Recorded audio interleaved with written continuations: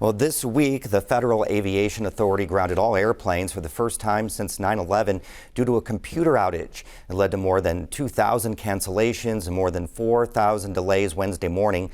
Flights resumed after a couple of hours, but it came on the heels of a meltdown over the holidays when Southwest Airlines canceled almost 17,000 flights. Now, those issues and rising ticket costs have people wondering what's going on with the airline industry. We're joined now by Volodymyr Balatkych, an associate professor in aviation management at Purdue University. Welcome to the show, Professor. Thanks for having me. So Transportation Secretary Pete Buttigieg faced a lot of criticism over Wednesday's grounding. But is there really anything the federal government can do to address the industry's issues?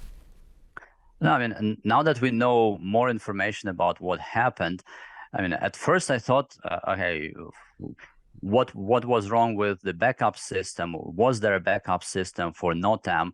But now we know that actually there was a backup system. It was present, but it malfunctioned as well. And so it looks to me that it has been either sort of an unfortunate human error or otherwise sort of an unfortunate technological incident. And really, I cannot think of anything else that could have been done. Well, maybe a couple of trainings will be sort of will be done at the FAA for people working with that system, but really it was a very unfortunate incident. That's how it kind of is shaping up to be. What sort of rights do passengers have when flights are canceled? Who can they turn to?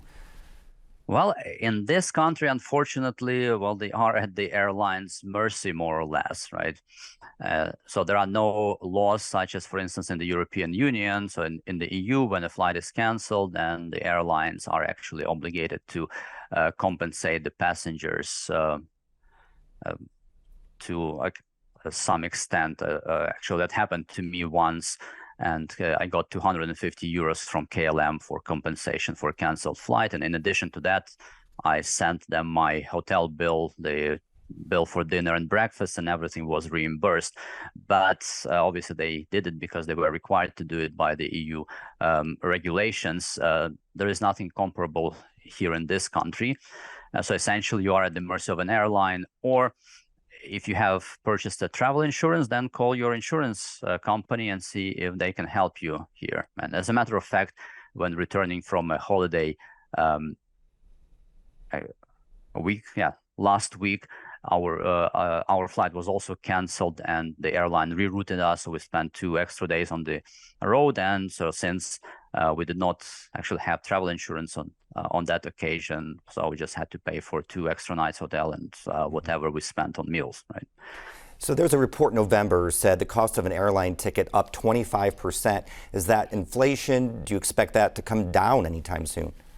Well, it's inflation and also the fact that demand is recovering faster than supply. So if you look at the data, you will see that the passenger numbers, or at least the demand is at more or less 80 or so, more or less like 90% or so percent of the pre-pandemic level.